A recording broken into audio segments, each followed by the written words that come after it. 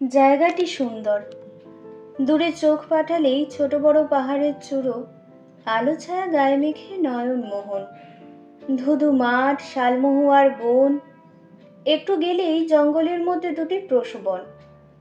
উদাত্ত নির্মল আকাশ, সামনের বাঁধানো ঘাট, বাড়ির মধ্যে এত বড় কম্পাউন্ড বাগান দেয়াল ঘেঁষে, পাইনের শাড়ি, সব মিলিয়ে নিটোল একটি ছবি। বাংলোটিও ভারী সুন্দর। চারদিকে গোল বারান্দা ঘিরে রেলিং। বারান্দা পেরিয়ে সামনেই হলঘর, এপাশে ওপাশে দুখানা দুখানা চারখানা শোবার ঘর, সংলগ্ন ড্রেসিং রুম আর বাথরুম। হলের সঙ্গে আর্চের ব্যবধানে খাবার ঘর, পিছনে কিচেন, তার পিছনে সার্ভেন্টস কোয়ার্টার। গাড়ি ফটকে ঢুকেছে। সেলাম ঠুকে সরে দাঁড়িয়েছে দারোয়ান। সারা বাড়িতে আলো জ্বলছে, চমৎকার দেখাচ্ছে দূর থেকে। নিরঞ্জনের ভারী ভালো লাগলো। এই দিঘিতে মাত্রই অল্পদিন আগে এসে সে জয়েন করেছে। সে কয়লাখানির উপরতলার ম্যানেজার, শিগগিরই ডিরেক্টর হবে এমন আভাস পাওয়া গেছে। বয়স 40-এর কাছে, দেখতে সুন্দর, স্বভাবও সুন্দর, লোকে তাকে বুদ্ধিমান বলে। তার নিজেরও বিশেষ সন্দেহ নেই তাতে। তবে যেটার অভাবে সে এত থেকেও ভালো না লাগা ব্যাধিতে ভোগে সেটা তার অসুখী অপ্রসন্ন স্বভাব। কেন যে কিছু ভালো লাগে না, সবেতেই বিরক্তি আর রাগ, তা সে নিজেও বোঝে না সব সময়। এই স্বভাবের জন্য সুজাতা এক একদিন ভীষণ চটে যায়, ভীষণ বকে, কতদিন কথা বন্ধ করে দেয়। তাতে কি হবে, যার যেমন চরিত্র। আজকের এই অপ্রত্যাশিত ভালো লাগাই নিজের তৃপ্তি বোধ করল। যেন সব মেঘ ধুয়ে গেছে মন থেকে, যেন সব ভার মুক্ত। মন ভালো থাকলে কত ভালো লাগে, অথচ কেন যে ভালো থাকে না। মনের সঙ্গে তো মানুষের দেখা হয় না, কথা বলা যায় না, মনের তো কোনো চেহারা নেই। মন আমাদের কল্পিত আত্মার মতো, আছে অথচ নেই। এমন নিরাকার হয়ে কি জ্বালান জ্বালায়। আজ সত্যিই খুব ভালো লাগছে। একটা শীষ দিল সে। দৌড়ে ছুটে এলো 3টে কুকুর, হরিগোপাল, সিদ্ধেশ্বরী আর তারাময়ী। এগুলো পোশাকি নাম, ডাকনাম হরি, সিধু আর তারা। হরি ছেলে, বয়স 3, জাতিতে উচ্চ বর্ণের কুলীন, গারো পাহাড় থেকে এসেছে, অরণ্যের ভেড়া রক্ষকদের বংশধর। সিধু আর তারা অনুগত স্ত্রী, একান্তই বর্ণসংকর। মনিবকে তারা প্রাণ তুল্য ভালোবাসে, মনিবেরও তারা প্রাণ। সুজাতা বলে, একদিন তোমার চোখ ঠিক অন্ধ হয়ে যাবে, জানো কুকুরকে চুমু খেলে লোক অন্ধ হয়। নিরঞ্জন বলে, ভালোই হয় অন্ধ হলে, এই জঘন্য পৃথিবীটাকে আর দেখতে হয় না তাহলে। সুজাতার কাছে এই পৃথিবীটা খুব সুন্দর, খুব মনোরম। মহারাষ্ট্রের মেয়ে, অনেক বয়স অবধি কলকাতায় থেকেছে, সেখান থেকে বিএ পাশ করেছে। আবার পিতা যেখানে বদলি হয়ে গেছেন চলে গেছে সেখানে। ভালো বাংলা জানে, কথা বলতে একটুও আটকায় না, মাছ মাংসও খায়। মধ্যপ্রদেশে কোথায় কোন কলেজে পড়াতো। নিরঞ্জনের সঙ্গে সেখানেই আলাপ। অল্প দিনের আলাপেই প্রেম, তারপরেই বিবাহ, সব মসৃণ। বয়স হয়েছিল দুজনেরই। সুজাতার 30, নিরঞ্জনের প্রায় 35। এখন সুজাতার 35, নিরঞ্জনের প্রায় 40। মাত্রই 5 বছরের বিবাহিত জীবন। সব নতুন, নতুনের পালিশই আলাদা। একটি 1.5 বছরের গাবলু গুবলু বাচ্চা আছে। তার মোহ নতুন স্বামীর মোহের মতোই ঘোর লাগা। নিরঞ্জনের এই জবাবে সে ভুরু কুঁচকয়। মহারাষ্ট্রিয়ান চেহারায় ঢেউ তুলে বলে, পৃথিবীটা খুব বিচ্ছিরি না? পৃথিবীটা না হামি? এইখানে আবেগে আমিটা তার হামি হয়ে যায়। সিঁদুর পরা ধবধবে কপালটা যেন আগুনের শিখা। সেদিকে তাকিয়ে নিরঞ্জন হাসে। তুমি আছো বলেই তো এতদিন চোখ দুটো বিশ্রাম পেয়েছে। তোমার দিকে তাকিয়ে সব অন্ধকার দূর হয়ে যায়। হা হা হা হা। নিরঞ্জন গাড়ি থেকে নেমে বারান্দায় দাঁড়িয়ে কুকুরদের আদর করতে করতে দেখলো আয়া ধনপতিয়া এসে দাঁড়িয়েছে কাছে। মুখ তুলে তাকিয়ে বলল, মেম সাব কিধার? পাত্তা নেই সাব। गिरधर बोलता कौन है, आदमी खून हो गया, वही देखने को गया। সে কি, আবার কে খুন হলো? চিন্তিত হলেন নিরঞ্জন। অবশ্য এইসব কলিয়ারি অঞ্চলে খুন জখম যে খুব একটা অস্বাভাবিক ঘটনা তা নয়, কিন্তু তাতে সুজাতার যাবার দরকার কি? সে কেন গেল? কখনো তো যায় না। এরপরই শুনলো পুলিশের লোক এসে নিয়ে গেছে জিপে চড়িয়ে। উৎকণ্ঠায় অস্থির হয়ে তক্ষুনি আবার গাড়ি নিয়ে বেরোচ্ছিল, সুজাতা এলো। পুলিশের জিপেই এলো, হাসতে হাসতে নামলো। আমার সহপাঠী সুভদ্র সেন, পুলিশের মস্ত লোক, তাও আবার গোয়েন্দা বিভাগের, খুনের তদন্তে এসেছে। নমস্কার। নমস্কার। কোথায় খুন হলো আবার? এখানে এইসব কুলিকামিনদের ব্যাপার। বসবার ঘরে এসে বসলো তারা। সুভদ্র সেন রুমাল বার করে মুখে মুছে বলল, এটা ঠিক কুলিকামিনদের ব্যাপার নয়। এক উটকো লোক এসে আত্মগোপন করে নাম হারিয়েছিল এই অঞ্চলে। কে? নাম কি বলুন তো? আসলে বাঙালি, কিন্তু যেহেতু এটা বিহার, দিব্যি বিহারি নাম নিয়েছে। রামকিষাণ তেওয়ারি। বড় বড় চুল, বুক পর্যন্ত দাড়ি, সব ফলস। বলছেন কি? একটা ঘোর ক্রিমিনাল, সারাটা জীবন কেবল পাপ করে বেড়ালো। এর খবর আমরা অনেক আগেই পেয়েছিলাম, ধরতে পারছিলাম না। যখন ধরা পড়লো তখন আমাদের চেয়ে অনেক বড় দরবারই তার ডাক পড়ে গেছে। ঘটনাটা বলুন তো। সুজাতা বলল, চলো চা দিই, খাবার টেবিলে বসেই শোনা যাবে। বসবার জায়গা থেকে খাবার জায়গায় এলো ওরা। পট ভর্তি চা এলো, প্লেট ভর্তি খাবার। তারপর নিহত মানুষটির বিষয়ে সুভদ্রা যা বলল তা হচ্ছে এই, লোকটি পাপিষ্ট। নিজের পরিচয় গোপন করে যে মহিলাকে স্ত্রী পরিচয় দিয়ে এখানে ছিল সে ওর স্ত্রী নয়, স্ত্রী লোক। সেই স্ত্রী লোকটাই খুন করে পালিয়েছে। কি সর্বনাশ! প্রথম জীবনে একটি অতি সুন্দরী অতি গুণবতী মেয়েকে ফাঁকি দিয়ে বিয়ে করেছিল। মেয়েটি তার দাদার কাছে থাকতো, কলেজে পড়তো। বিয়ের জন্য তার বাবার 10,000 টাকা ইনসিওর করা ছিল। বোধহয় সেই লোভী অথবা প্রেমেও পড়তে পারে, জানি না। যেভাবে পারে সেভাবেই বিয়ে করলো। মেয়েটির দাদার কাছেই শুনেছি শেষে নাকি লোকটা বিষকে আত্মহত্যায় উদ্যত হয় বলেই মেয়েটি বাধ্য হয়ে বিয়ে করে। মেয়েটি বুঝি প্রেমে পড়েনি? পড়েছিল নিশ্চয়, নইলে বিষ খাওয়াখাওয়ি পর্যন্ত আর এগোয় কি করে? কিন্তু দাদার ইচ্ছে ছিল না। লোকটিকে তার একেবারেই পছন্দ হয়নি। নিজের বন্ধুর সঙ্গেই বরাবর ভেবে রেখেছিলেন সে ছেলে ছিল সব দিক থেকেই যোগ্য, যাকে বলে একেবারে উপযুক্ত পাত্র, বরং তাদের পক্ষে চাঁদে হাত দেবার মতোই উপযুক্ত। সবচেয়ে বড় কথা, সেই উপযুক্ততা নিয়ে সেই ছিল প্রার্থী। বিলেত থেকে এসে বন্ধুর বোনকে দেখে সে পাগল। মেয়েটি ম্যাট্রিক পাশ করে আইএ পড়ছিল, কথা ছিল পরীক্ষা হয়ে গেলেই বিয়ে হবে। তার মধ্যেই এইসব বিপর্যয়। ডিটেলস বলে লাভ নেই, মোট কথা শেষ পর্যন্ত দাদার মতের বিরুদ্ধেই বিয়ে করে মেয়েটি। বেশ একটা মন কষাকষির ব্যাপারই হয়েছিল। তবে 10,000 টাকা আত্মসাৎ করার পরেই লোকটা স্ত্রীকে ছাড়েনি। স্ত্রীর প্রতি সত্যি সত্যি একটা ভালোবাসা ছিল প্রথমে। স্ত্রীরও জেদ ছিল স্বামীকে সৎপথে ফিরিয়ে আনার, কিন্তু তা পারেনি। নতুন বউয়ের মোহ কাটতে সামান্য সময় লাগলেও তা চিরস্থায়ী হলো না। মাঝখান থেকে 3টি সন্তান হয়ে গেল। শেষ শিশুটির জন্ম দিয়ে মহিলা সম্ভবত কিছুকাল অসুস্থ ছিলেন। সেই সময় বাড়ির একটি দাসীর সঙ্গে, মানে বুঝতেই তো পারছেন। বাহ, একেবারে গুণের নিধি। একেবারে। ভদ্রলোকের পেশা ছিল ওকালতি। বিয়ের পরে জোচ্চুরি ছেড়ে নিজের পৈতৃক শহরে এসে ওকালতিতেই বসেছিল। রোজগারপাতি খুব ভালো না হলেও মন্দ ছিল না। ওই দাসীর সঙ্গে লিপ্ত থাকতে থাকতেই আবার এক অল্পবয়সী বিধবা মহিলার সঙ্গে আলাপ হয়। উকিল তো, মহিলা বিপন্ন হয়ে একদিন ওর কাছে এসেছিল। অকাল মৃত স্বামী যথেষ্ট বিষয় আশায় রেখে গেছে, ঠকাবার লোকও জুটেছে অনেক।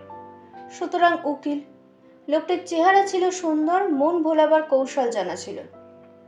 কয়েকদিনের মধ্যেই উপকারী বন্ধু হয়ে শুধু যে সম্পত্তি রক্ষণাবেক্ষণের কাজেই নিজেকে নিয়োজিত করলো তাই নয়, মহিলার উপবাসী ভুভুক্ষ যৌবনকেও বেশ ভালোভাবেই আপ্যায়িত করলো এবং এই পথে এগিয়ে সম্পত্তিটি হস্তগত করলো। সাংঘাতিক তো। কিন্তু স্ত্রী অন্তরায়, বলাই বাহুল্য, ঝগড়াঝাটি খিটিমিটি, স্ত্রীকে তাড়িয়ে দেওয়ার চেষ্টা সব চলতে লাগলো সেই সঙ্গে। এর মধ্যে একদিন হঠাৎ দাদার সেই বন্ধু গিয়ে উপস্থিত। ওই শহরে তার পিসির বাড়ি, আরো 2-4 বার গেছে কিন্তু দেখা করেনি, এবার করলো। মেয়েটির দাদাই দেখা করে যেতে বলে দিয়েছিল বিশেষভাবে। দাদাকে মেয়েটি সব কথাই গোপন করত, তবু লোক পরম্পরায় নানা গুজব কানে যেত তার। বোন তাকে কোনোদিন নিজের বাড়িতে ডাকেনি, 8 বছরের বিবাহিত জীবনে নিজেও বেশি আসেনি। এই নিয়ে ভিতরে ভিতরে কিছুটা রাগ অভিমান থেকেই যাচ্ছিল, কিন্তু উদ্বেগ উৎকণ্ঠাও ছিল। চক্ষুকর্ণের বিবাদ ভঞ্জনের জন্যই এই অনুরোধটি বন্ধুকে রাখতে বলেছিল। বন্ধুটি তখনও বিয়ে করেনি না, কিন্তু বন্ধু এসে একটি ভীষণ ঘটনার মুখোমুখি পড়ে গেলেন। স্ত্রীকে হত্যা করতে গিয়ে লোকটা হাতে নাতে ধরা পড়ে গেছে। পুলিশে প্রতিবেশীতে বাড়ি ছাওয়া গলা টিপে ধরেছিল। গো গো আওয়াজ পেয়ে ভৃত্য ছুটে আসে, দরজা বন্ধ ছিল। জোরে জোরে ঘা দিতেই ছিটকিনি হড়কে খুলে যায়, দেখা যায় বুকের ওপর হাঁটু চেপে বসে গলা টিপে ধরেছে। বলছেন কি, ফাঁসি কাটে ঝোলালেন না? ঝোলানো গেল না। স্ত্রী 48 ঘন্টা অজ্ঞান হয়ে পড়েছিলেন। ওই সেই বন্ধু ভদ্রলোকই সব করলেন। হাসপাতালে নিয়ে যাওয়া, সেবা করা, ওষুধপত্র। শেষ পর্যন্ত কি হলো জানেন? ভালো হয়ে মামলাতে সাক্ষী দিলেন স্বামী তাকে কখনোই হত্যা করার চেষ্টা করেননি, লোকেরা ভুল বুঝেছে, এই বলে নানা রকম যুক্ত দিয়ে খালাস করে দিলেন স্বামীকে।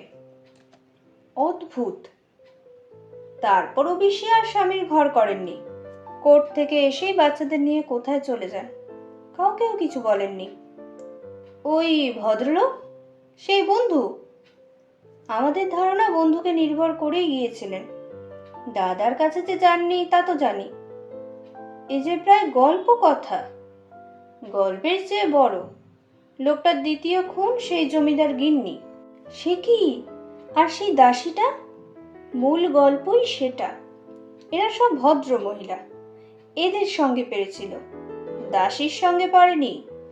সে ওকে টিট রেখেছে ব্ল্যাকমেলের ভয় দেখিয়ে। পুরো 1 বছর গরু খোঁজা খুঁজে এতদিনে লোকটার আসল নাম কি? সুখরঞ্জন রায়। কি? গল্প শেষ করলেন ভদ্রলোক, তারপর উঠলেন। কথা থাকলো যাবার আগে আর একবার আসবেন দেখা করতে। বাচ্চার খাওয়া দাওয়া, ঘুম, সাংসারিক কর্তব্য ইত্যাদি নিয়ে সুজাতা ব্যস্ত হয়ে পড়ল।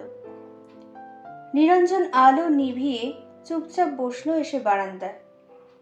নিরঞ্জনের মা নার্স ছিলেন।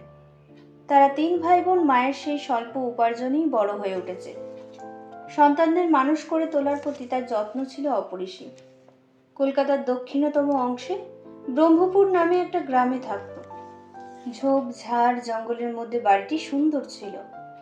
বাবার মৃত্যুর পরে তাদের নিয়ে নিঃসম্বল মা এখানেই এসেই উঠেছিলেন। বাড়িটি নিশীথ মামার, নিশীথ মিত্র। মাকে যিনি সব বিষয়ে সর্বক্ষণ রক্ষণাবেক্ষণই করতেন। পিতৃহারা হয়েও যার জন্য তারা ভাই বোনেরা কখনো পিতৃহীনের বেদনা অনুভব করতে পারেনি। দিদি সবচেয়ে বড়। শোনা যায় এখানে যখন আসে তখন তার 6 বছর বয়স ছিল। তারপরে দাদা সুরঞ্জন, তার বয়স ছিল 4, আর সে নিজে তো একান্তই ছোট। বাবা বিষয়ে বলা যায় 3 ভাই বোনেরই কোনো স্মৃতি নেই, যা একটু দিদিরই ছিল। দিদি বলতো বাবা খুব সুন্দর ছিল, এছাড়া আর সবই ধুধু।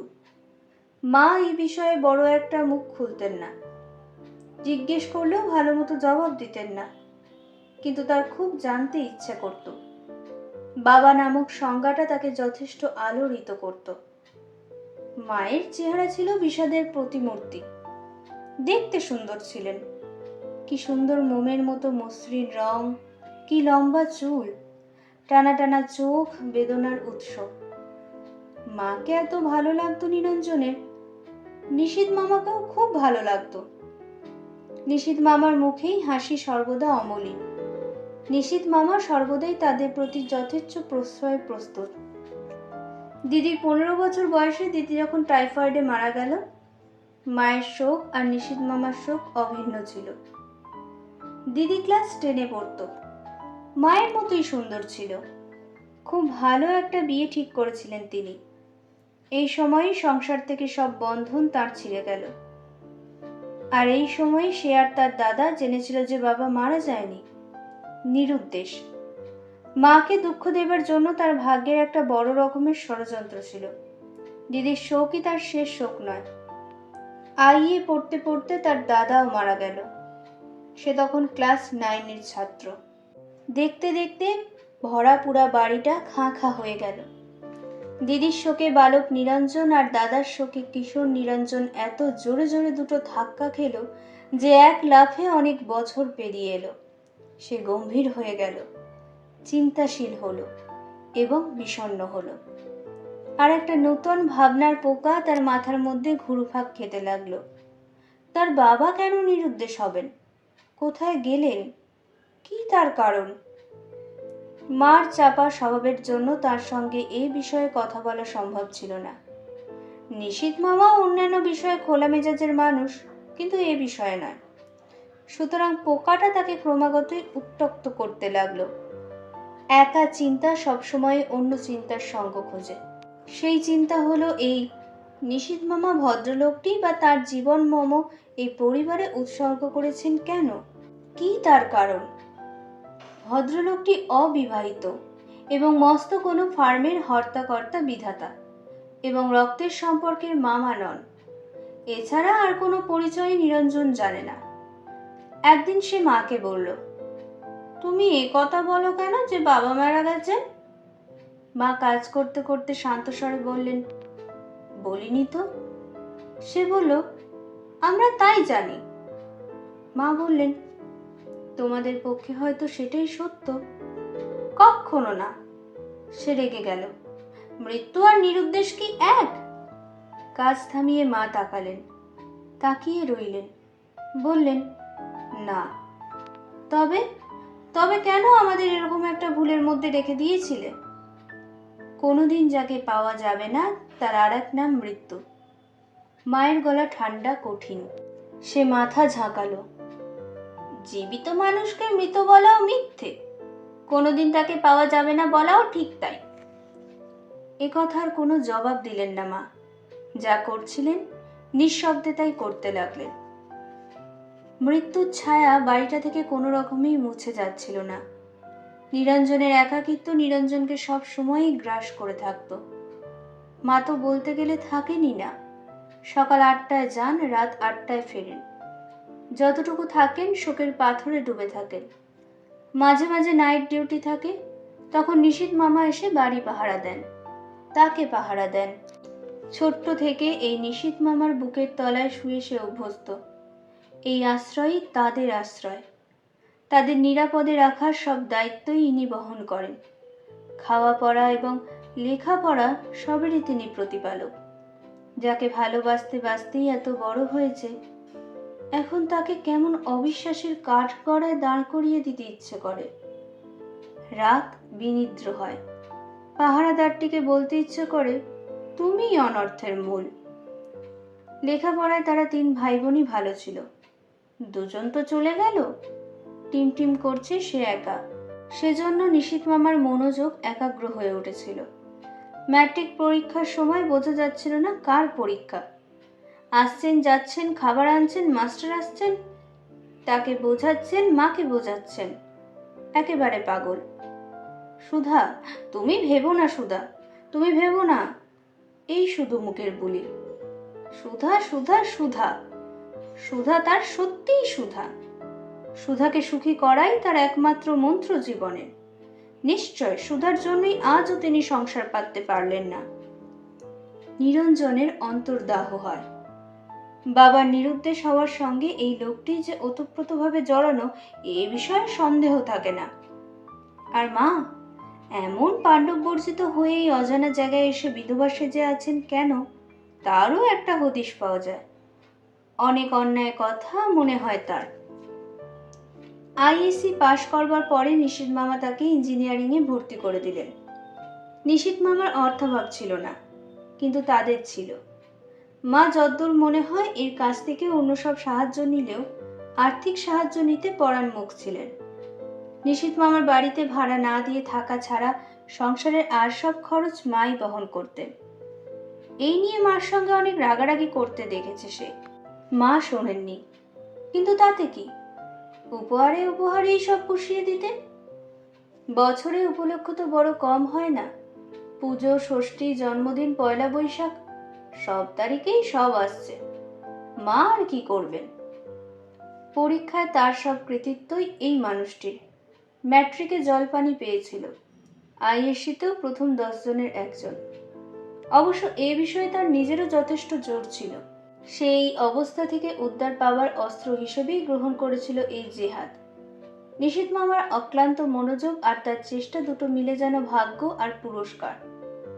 যদিও কৈশোর পেরোতে পেরোতে যেরকম একটা অদ্ভুত বিদ্বেষ সঞ্চিত হয়ে উঠেছিল, লোকটির প্রতি তাতে তার এই সাহায্য তাকে এক বিন্দুও সুখী করেননি, স্বস্তি দেয়নি। মায়ের জন্য এর এত টান তাকে রক্তাক্ত করেছে। নিজের পলাতক পিতার জন্য হাহাকারে ভরিয়ে দিয়েছে হৃদয়। তবু একান্ত স্বার্থপরের মতোই মেনে নিয়েছে সব উপহার। কেবল মনে হয়েছে এই সিঁড়িতে পা রেখেই উঠতে হবে তাকে। নিশীথ মামা খোলা গলাতেই বলতেন, সুধার জন্য আমি কি না করতে পারি। একদিন সে ঘপ করে বলেছিল, তাহলে তার স্বামীকে খুঁজে এনে দিন না। জোরে জোরে মাথা নাড়ল, না, সেটা পারি না। তা যে পারেন না তা কি আর জানে না নিরঞ্জন? জানে। পারলে আর এখানে লোকচক্ষুর আড়ালে বাসা বেঁধে থাকবেন কি করে? ছি, আসলে মা হচ্ছে ওর প্রেয়সী। তবে মায়ের প্রেমিক উনি কিনা সেটাও বেশি ধরা যেত না। মা অসাধারণ ধীর স্থির, শান্ত, সংযত। যুবতী মেয়ের নার্সের জীবন খুব মসৃণ ছিল না সে সময়। মাকে অনেক উৎপাত সহ্য করতে হয়েছে, নীরবেই সহ্য করেছেন। মুখ্যত ওই নিশীথ মিত্র নামক ব্যক্তিটি তার সমস্ত ব্যক্তিত্ব নিয়েই দাঁড়িয়ে থাকতেন বলেই হয়তো সেটা সম্ভব হয়েছে। সেই হিসাবে এর অস্তিত্ব নিশ্চয়ই তাদের জীবনে আশীর্বাদ। কিন্তু এই কিন্তুটি সারা অন্তর অন্ধকারে ছেয়ে দিত। কখনো কখনো এমনও মনে হতো, মাকে উনি ভুলিয়ে ভালিয়ে বার করে আনেননি তো। জলপানি পেয়েছিল বলেই ইঞ্জিনিয়ারিংয়ে ভর্তি হওয়া সহজ এবং সম্ভব দুই হলো। নইলে সেই খরচ মা দিতে পারতেন না। নিশীথ মামার হাত থেকেও নিতে চাইতেন না। পরীক্ষা শেষে সে একটি মেয়ের প্রেমে পড়েছিল। মাকে বলেছিল, অমুককে আমি বিয়ে করতে চাই। মা বলেছিলেন, বিয়ে? সে বলল, এক্ষুনি নয়, তোমাদের উপর চাপাবো না, তবে চাকরি একটা জুটবে বলেই আশা করছি 2-4 মাসের মধ্যে। তখন মা বললেন, বেশ তো। তারপরেই বললেন, মামাকে বলেছ? ভুরু কুঁচকে গেল তার। উদ্ধতভাবে জবাব দিল, তাকে বলবার কি আছে, সে আমার কে? মা অবাক নয়নে তাকিয়ে থেকে বললেন, তিনিই তো সব। নিরঞ্জন, সে বলেছিল। মা তিনি বললেন। এটা ভাষার সংশোধন। নিরঞ্জন তৎক্ষণাৎ বলল, সেসব বলেই সম্ভবত আমরা আমাদের বাবাকে সব করতে পারিনি। মা বললেন, কৃতজ্ঞ না হও, কৃতঘ্ন হয়েও না। এই বলে স্থান ত্যাগ করলেন। মার সঙ্গে ঝগড়া করবার জন্য, তর্ক করবার জন্য সে মরিয়া হয়ে উঠেছিল। মা সুযোগ দিলেন না। তবু সে পিছে পিছে গিয়েছিল। মা বেরিয়ে গেলেন। এর কয়েকদিন পরেই একটা চরম ঘটনা ঘটে গেল। অসময়ে বাড়ি ফিরে সে মাকে আর নিশীথ মামাকে নিভৃত কথা বলতে শুনে কান পাতল। নিশীথ মামা ঈষৎ উত্তেজিতভাবে বলেছিলেন, আর কতদিন তুমি এভাবে আত্মগোপন করে থাকবে বলতে পারো? কেন? কার জন্য? কিসের আশায়? মার মৃদুস্বর ভেসে এলো, আশা? কিভাবে আমি তোমাকে সেদিন তোমাদের বাড়ি থেকে বার করে নিয়ে এসেছিলাম সুধা, তুমি আমার। তবে এই লোকটা তার বাবাকে বঞ্চিত করে ঠিকই বার করে এনেছিল তার মাকে। ঝাঁত করে সমস্ত শরীরের সব রক্ত মাথায় উঠে এলো নিরঞ্জনের। তার কান পুড়ে গেল। তার এতদিনের এত সন্দেহ, এত জ্বালা, যন্ত্রণা, অশান্তি সব একসঙ্গে আগুনের শিখা হয়ে দপ করে জ্বলে উঠল। লাফিয়ে ঘরে ঢুকলো সে। আক্রোশে অন্ধ হয়ে নিশীথ মিত্রেরই আদরে যত্নে পালিত লালিত সুস্থ শরীরের সমস্ত শক্তি দিয়ে নিশীথ মিত্রেরই শার্টের কলার এমন জোরে চেপে ধরল যে তার চোখ দুটো বেরিয়ে আসতে চাইল। মা, এ কি বলে বিহবল গলায় চিৎকার করে ছুটে এলেন।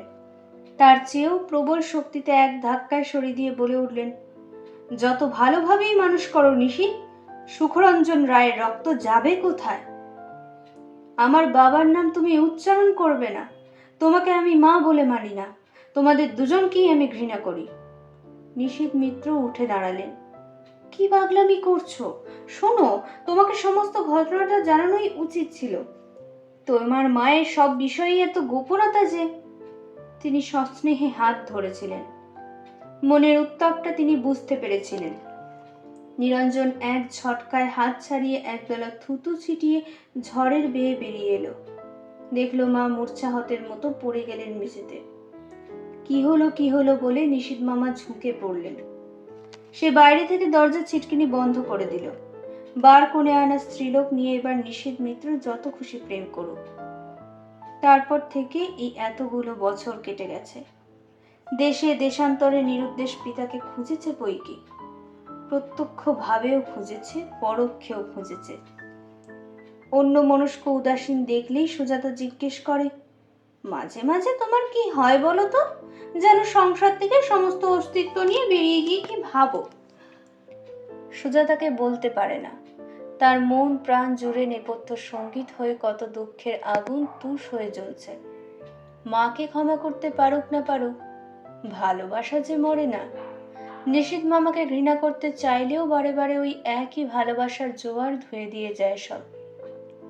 যত বেদনা পিতার জন্য, ততোধিক বেদনা ওই অপরাধী মানুষ দুটির জন্য। এ বিষয়ে সে যে কত অসহায়, কেমন করে জানাবে সুজাতাকে? সুজাতা জানে তার পিতামাতা দুই মৃত। জগতে একা মানুষকেই সুজাতা মাল্যদান করেছে। আস্তে আস্তে কখন যেন নিভে এসেছিল আগুন। কখন যেন হতাশার অন্ধকার ছিঁড়ে আলোর উদ্ভাস স্পষ্ট হয়ে উঠেছিল। চাকরিতে উন্নতি হয়েছে, বিয়ে করেছে, সন্তান জন্মেছে। আর সুখ? অবচেতনের গভীরে যা থাকে থাক। চেতন মন তার এক ধরনের তৃপ্তিতে প্রায় ভরে উঠেছিল। আর তারপরে কিনা এই নিরঞ্জন হাসবে না কাঁদবে ভেবে পেল না। ভেবে পেল না এখন সে কোথায় যাবে, কি করবে। গভীর যন্ত্রণায় দৈহিকভাবে কেঁপে উঠল। বুকের উপর দিয়ে একটা কান্নার ঢেউ প্রচণ্ড হয়ে গড়িয়ে ভেঙেছিল পাঁজর। পরাজয় আর অপমানের তীব্র কষাঘাতে কে যেন তাকে চুলের মুঠি ধরে তুলে দিল চেয়ার থেকে। সে উঠল। অন্ধকার সিঁড়ি বেয়ে নেমে আচ্ছন্নের মতো পার হয়ে গেল কম্পাউন্ড। বাড়িটাকে পিছনে ফেলে হাঁটতে লাগলো। কোন দিকে? পূবে না পশ্চিমে? উত্তরে না দক্ষিণে? ডাইনে না বাঁয়ে? এদের লাশ কাটা ঘরটা কোথায়? তারার আলোয় পথ দেখতে দেখতে অস্ফুটে উচ্চারণ করল, হায় রে আমার হতভাগ্য গর্ভধারিণী। কেমন লাগলো আজকের গল্পটি? অবশ্যই কমেন্টের মাধ্যমে জানাতে ভুলবেন না। দেখা হবে খুব শীঘ্রই পরের একটি নতুন গল্পে। তবে আমাদের চ্যানেলটি সাবস্ক্রাইব করতে ভুলবেন না, কারণ সাবস্ক্রাইব করলে সর্বপ্রথম নতুন গল্পটি আপনার কাছে পৌঁছবে। দেখা হচ্ছে খুব শীঘ্রই পরের একটি নতুন গল্প নিয়ে।